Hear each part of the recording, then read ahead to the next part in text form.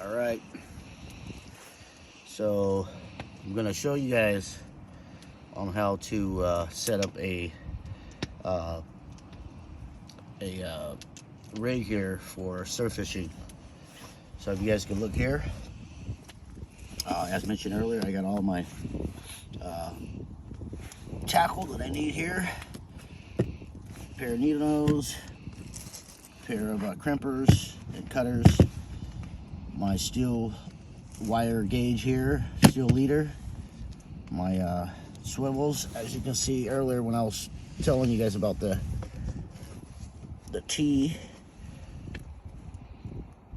that's the purpose of it, is to hook your bait so when you launch it, everything stays together right here, and then it'll fly off in flight and go its separate ways. But so first of all, you gotta start off with you gotta cut off your old line that you've been using and casting, because there's gonna be a section right here that rides the very top eye of your rod, and eventually it'll wear down. So you gotta find that section with wear and abrasion and just cut it off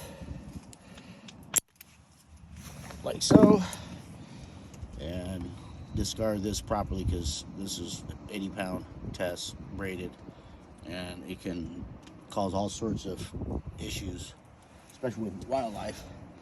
So just don't toss it on the ground like most people do. Then you take the main line, run it through this slider here. Make sure that the short end is facing down. But, oh, actually, before you do that, you gotta grab your beads, put one bead on. And you don't have to do this.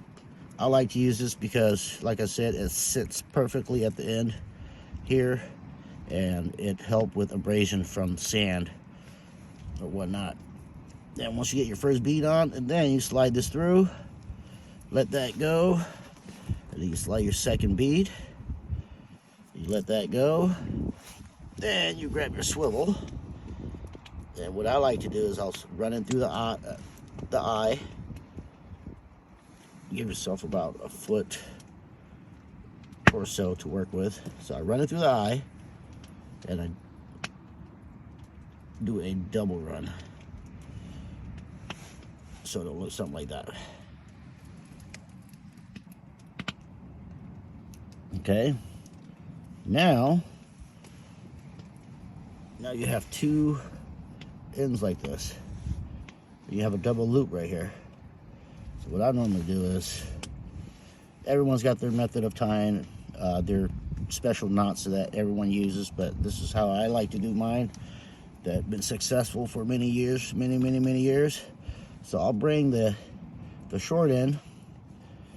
That's why you leave yourself with about 8 to 10 inches of material here to work with. So after double looping it, I like to pinch it here, keep that in place, and then I'll just cross it over, and then I'll pinch it right here with these fingers. So from here, keep your tension down here. This is how I keep tension. Just grip the swivel. You keep those double knots, the double loops right there, and then keep it pinched right here.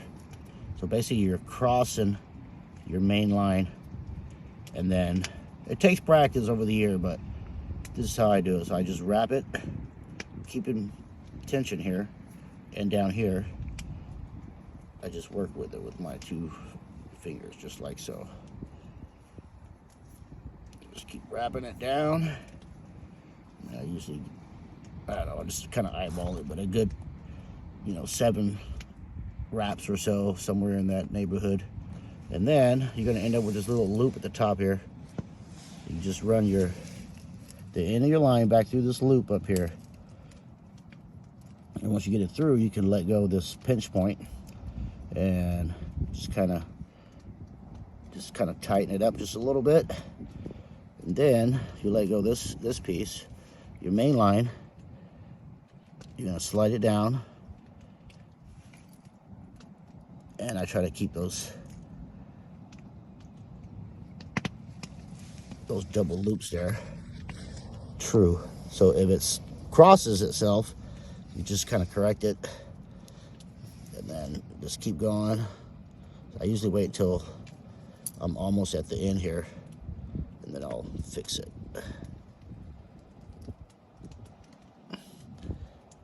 And then once you're ready to cinch it down, just slowly work it down, keeping those loops true. And right before you cinch it, I'll go back to this knot up here, kind of straighten it out, wiggle it around. And what I would like to do is I wet it.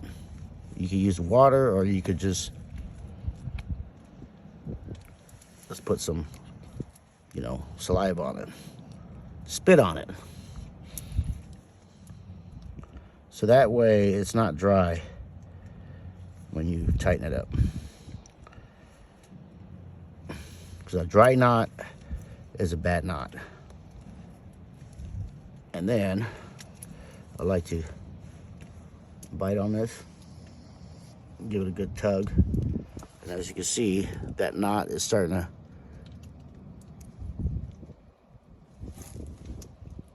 cinch down. So you pull on the main line and go out. It's back and forth. And then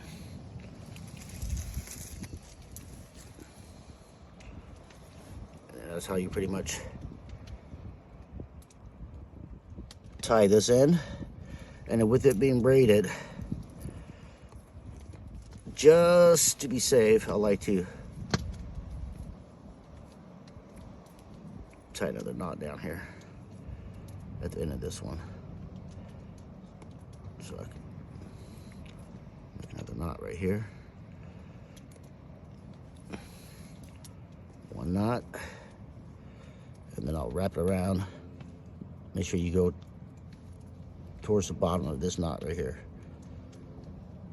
Otherwise, you'll end up with two knots on top of each other. So if you wrap it below the knot,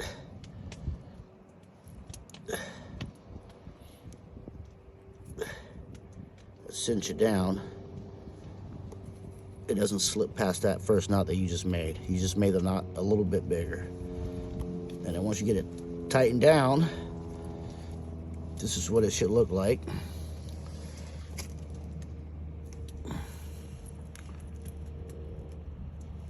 Have your knot here, the end of the line, so that way, if for any reason this knot here cinches down even more, and it may slip, it may not, depending on your type of knot, this knot right here will prevent it from slipping out.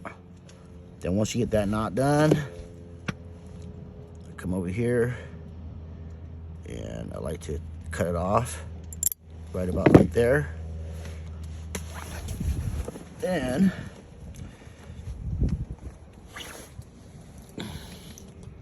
that knot is pretty much complete. So what I'm doing now is I'm just gonna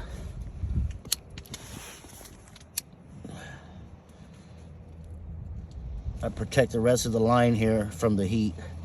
I'm just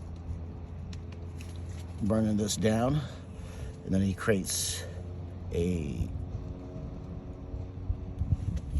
secure knot with this melted braided line here. And that's how you tie this to this end right here. And then once you get that done, sorry. So pretty much once you're done with this end, this is your main line here. Now you have your bead, your slider, and then your bead on the other side. So basically, I just slides back and forth. This part is done. Now we're going to move on to the steel leader itself. So for the steel leader, I like to use these guys right here. These are steel versus the aluminum ones.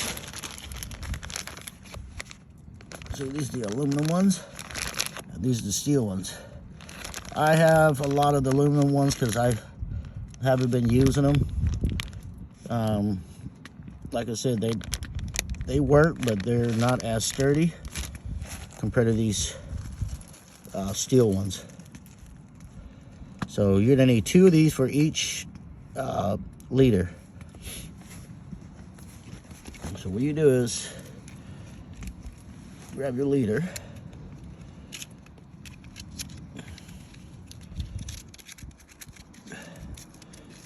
And just take out whatever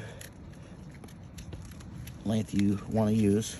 I like to keep it as short as possible, so I like to do about maybe, I want to say maybe like 12 to 15 inches or so max, so that way you don't have a lot of leader just flopping around, which can cause a lot of twists and tangles and all that. So I like to keep it as short as possible, but I just kind of eyeball it. I don't measure it or anything. And from here, you take these big boys, and this is, remember, this is 90-pound test steel lead, and just put it in here, and look at that, it's like butter. Alright, now you have your steel leader. You take one of your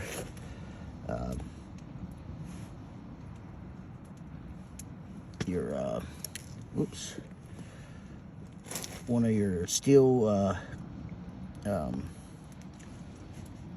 crimps. Run it through one side. As you can see, they're kind of like shaped like a double barrel or figure 8, whatever, however you want to look at it. Stick one end, and then you get your hook.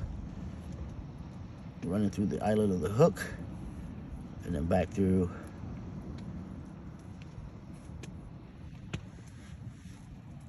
like so, and you just leave a little piece sticking out right here, about 1/4 of an inch or so. And then once you get that in, you cinch it down as close as you can. So I like to take it down to where it's about right there, so that way it still has room to swivel, pivot, whatever you want to call it. Then you take your crimpers, and that's where you figure out which size sleeve you have here, and pick the proper size here. And what I like to do is I'll just set it in here like so.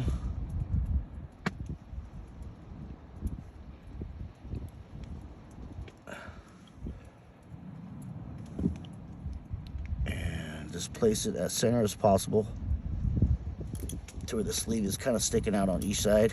Maybe look down it this way, and then make sure it's sitting perfectly in there, and just give it a squeeze. Squeeze straight down the middle. And then what I like to do is I like to go to the edge, crimp the edge, and same thing with the other side. So I start off in the middle, crimp the middle, and then I go towards the right side and then the left side edge of this crimp here. And when you're done, as you can see, this is what it should look like. See, it's pinched everything together, the 2 wires. And since it's a steel crimp, it's not gonna crack or slip or anything. Now it's got a good, really good grip, and you shouldn't see any gap between your steel leaders. So that figure 8 hole, now it's completely got a good grip to the steel wire. And that's how you crimp a steel leader to your hook. And then for the swivel side, you do the same thing. You grab your sleeve, slide through either side, doesn't matter.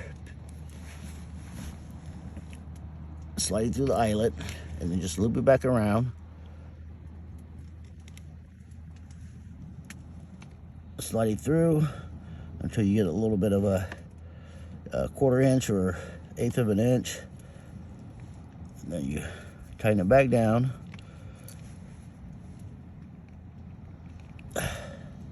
Like so. And then this is what you'll end up with. And then you do the same thing with this side over here. Put it back in your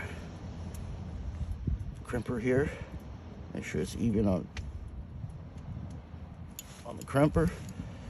And then you just squeeze until it stops.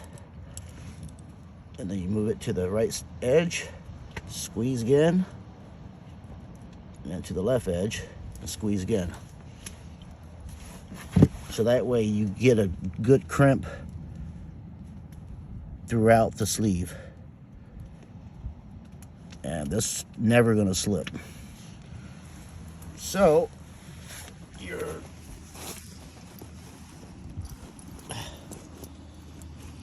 finished result's gonna look like this.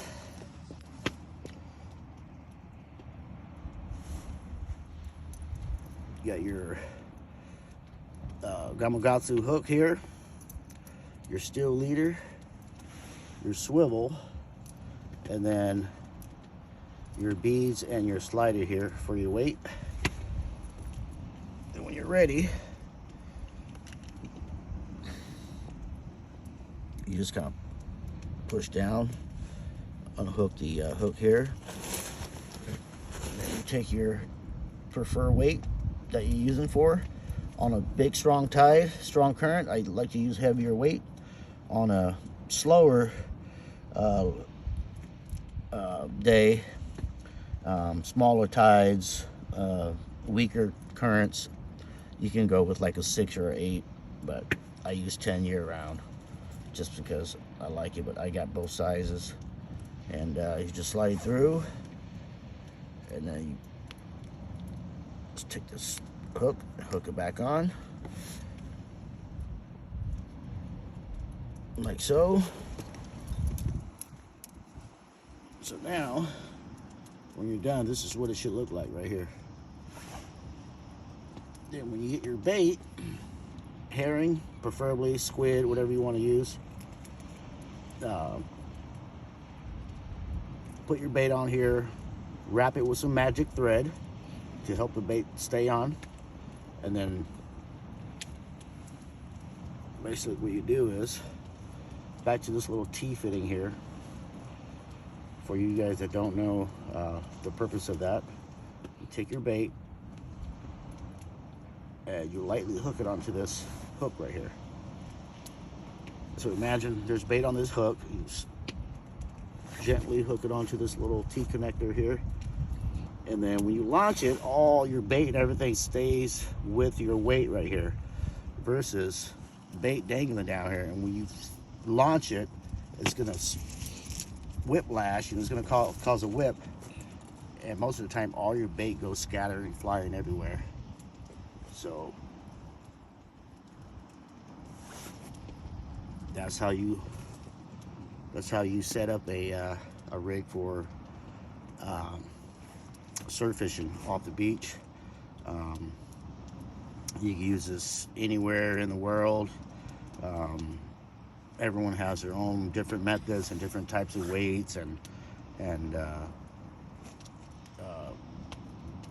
ways of doing